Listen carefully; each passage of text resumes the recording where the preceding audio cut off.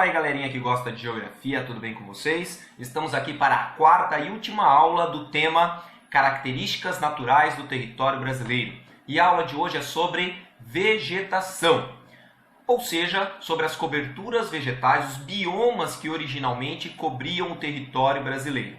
Originalmente, o território brasileiro era coberto por 8 tipos de formações vegetais, ou seja, 8 biomas diferentes. Por que eu estou falando originalmente? Porque hoje boa parte destas áreas cobertas por estes biomas originais já foram alteradas, foram transformadas em áreas de pastagens, lavouras ou áreas urbanas, tá certo? Bem, de quais biomas então nós vamos falar? Nós vamos falar da Mata Atlântica, nós vamos falar da Floresta Amazônica, do Cerrado, das pradarias, da Mata de Araucária, do Pantanal, da vegetação litorânea. Começando então lá pela região norte, quando nós vamos falar então da região coberta pela Floresta Amazônica, tá certo? É a maior floresta equatorial do planeta. Ela é uma floresta ombrófila densa, ou seja, uma floresta úmida, formada por plantas perenes e latifólias, ou latifoliadas. Perenes porque elas não perdem folhas, estão sempre verdes, e latifoliadas porque é formado por plantas de folhas grandes e largas, tá certo? A floresta amazônica nós podemos dividi-la em 3 ecossistemas, que eu vou colocar na tela, esse aí.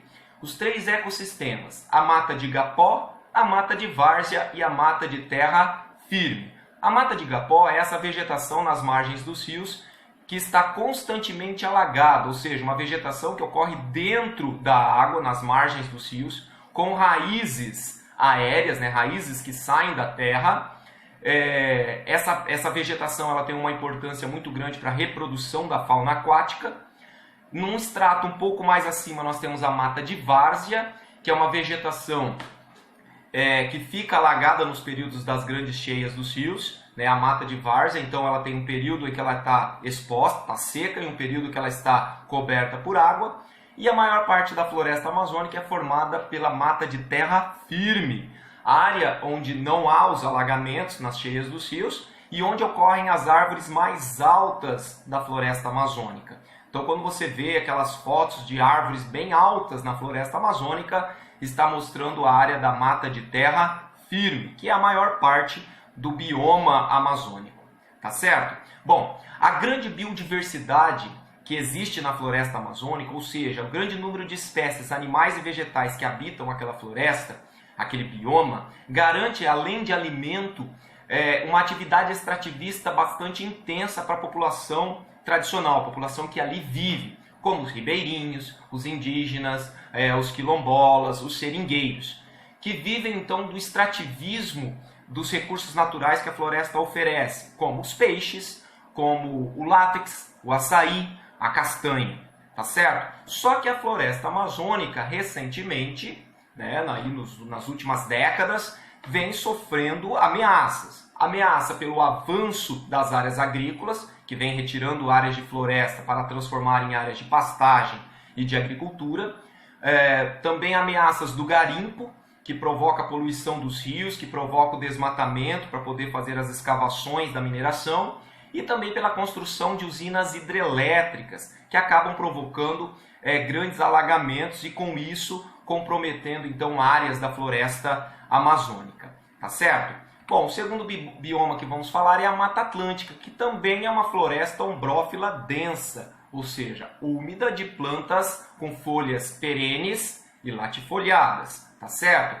Ela é rica em biodiversidade endêmica, ou seja, muitas espécies animais e vegetais que só vivem ali. Originalmente, a Mata Atlântica recobria uma grande área do litoral brasileiro, desde o Rio Grande do Norte até o Rio Grande do Sul. Só que boa parte desta área foi alterada. Estudos apontam que resta aproximadamente 8% da área original de Mata Atlântica, porque a maior parte dessa vegetação foi alterada, dando espaço a áreas de lavouras, pastagens e áreas urbanas. 70% da população brasileira, aproximadamente, vive hoje em áreas que era Mata Atlântica. Então veja, toda aquela área coberta por vegetação de Mata Atlântica foi transformada em áreas agrícolas e urbanas, dando espaço, dando lugar para abrigar aproximadamente 70% da população brasileira. As grandes cidades brasileiras estão construídas em áreas que originalmente eram Mata Atlântica, tá certo? E a preservação desse bioma se dá em alguns parques, algumas reservas, né, onde se foram transformadas em áreas de preservação, e a atividade do turismo, tanto o turismo de contemplação quanto o ecoturismo, né, aquele turismo de aventura, tem ajudado na preservação destas áreas, porque tem gerado renda, mantendo a renda e trabalho, mantendo a floresta viva, sem precisar alterá-la, tem transformado algumas áreas de Mata Atlântica em áreas rentáveis, áreas lucrativas, preservando a área da floresta, tá certo?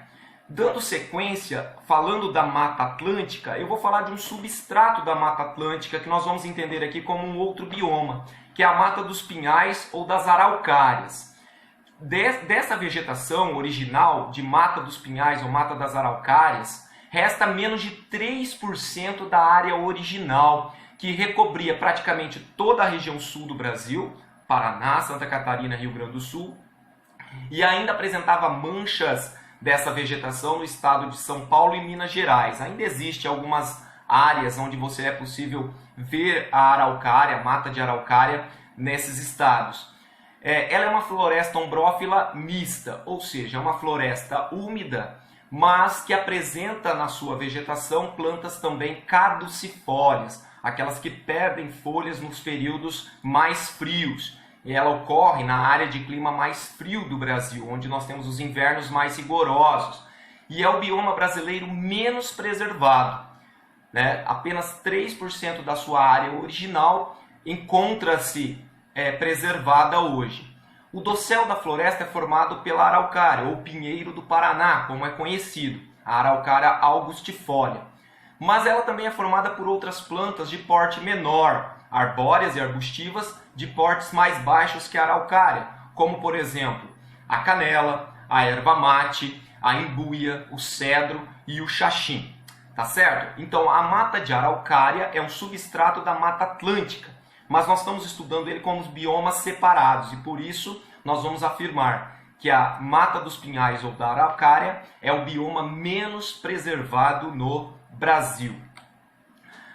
Um outro bioma importante e que ocupa a segunda colocação em área, em extensão territorial no Brasil, é o Cerrado. O Cerrado ele predomina na região centro-oeste, Mato Grosso do Sul, Mato Grosso e Goiás. Mas é possível encontrar cerrado em todas as regiões brasileiras, no norte, no nordeste, no sudeste e no sul, em manchas ou em áreas contínuas, tá certo?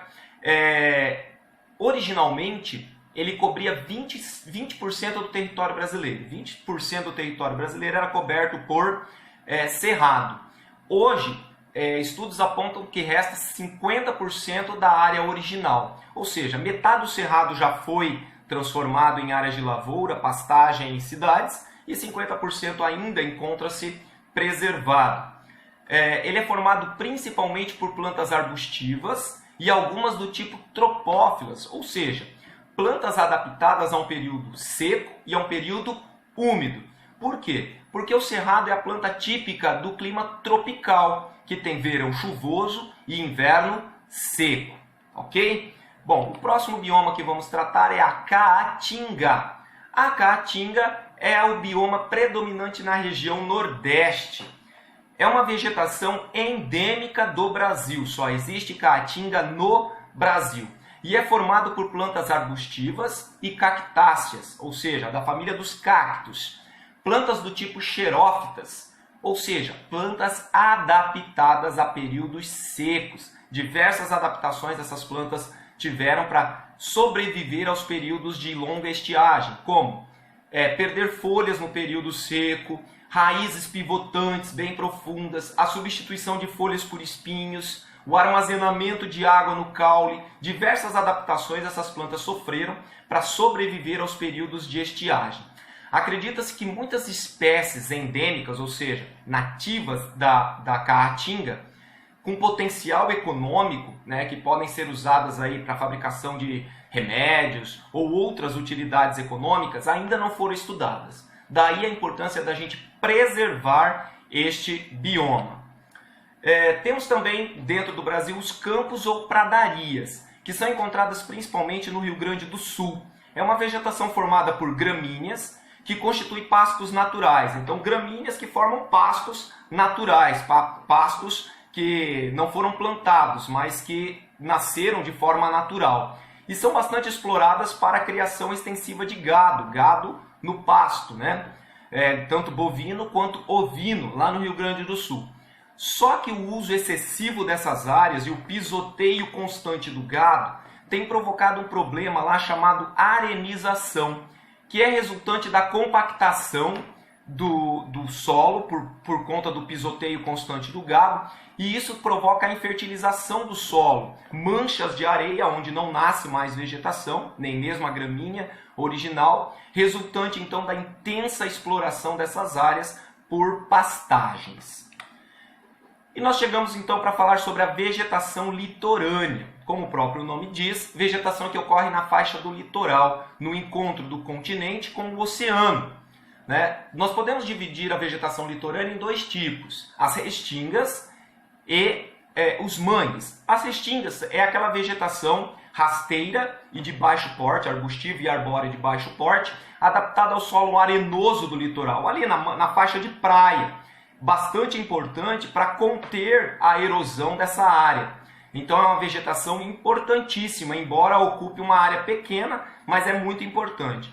O mangue já é uma vegetação de raízes aéreas que ocorre no encontro da água doce dos rios com a água salgada do mar, então num ambiente salobro. Ali você tem então o mangue, vegetação na faixa de água, né, nas margens dos rios, encontro com o mar, que tem uma importância muito grande para a reprodução da fauna aquática, né? É bastante importante então também os mangues. Só que tanto as restingas quanto os mangues têm sofrido uma intensa alteração, ou seja, tem sido transformado em áreas urbanas e poluído pelas poluições do esgoto doméstico, industrial que as áreas urbanas geram. Então é um bioma extremamente ameaçado, a vegetação litorânea, tanto de mangue quanto de restinga. E eu deixei por último para falar sobre o Complexo do Pantanal, que também é conhecido como Mosaico do Pantanal, que ocorre nos estados do Mato Grosso e Mato Grosso do Sul, em território brasileiro, que ele também avança sobre território paraguaio e boliviano, mas dentro do Brasil é no Mato Grosso e Mato Grosso do Sul. Ele é chamado de mosaico porque ele reúne espécies de diversos biomas, como do Cerrado, da Mata Atlântica, da Floresta Amazônica, dentro de um mesmo espaço. Ele encontra-se extremamente ameaçado, tanto pela atividade agropecuária, quanto pela construção de usinas hidrelétricas que controlam o fluxo das águas. O Pantanal é a maior planície alagável do mundo. Então ele tem aquele comportamento de, no período das chuvas, né, no verão, ele alaga, e no período da vazante, no período do inverno, ele seca. E as suas plantas, a sua vegetação e sua fauna está adaptada a esse movimento. Mas com a construção das usinas hidrelétricas, as águas têm sido controladas e não tem mais tido esse movimento de cheia e vazante no Pantanal. Tá certo, moçada? Essa era a nossa aula de hoje. Espero que vocês tenham gostado. Leiam o livro didático, realizem as atividades e nos encontramos numa próxima oportunidade.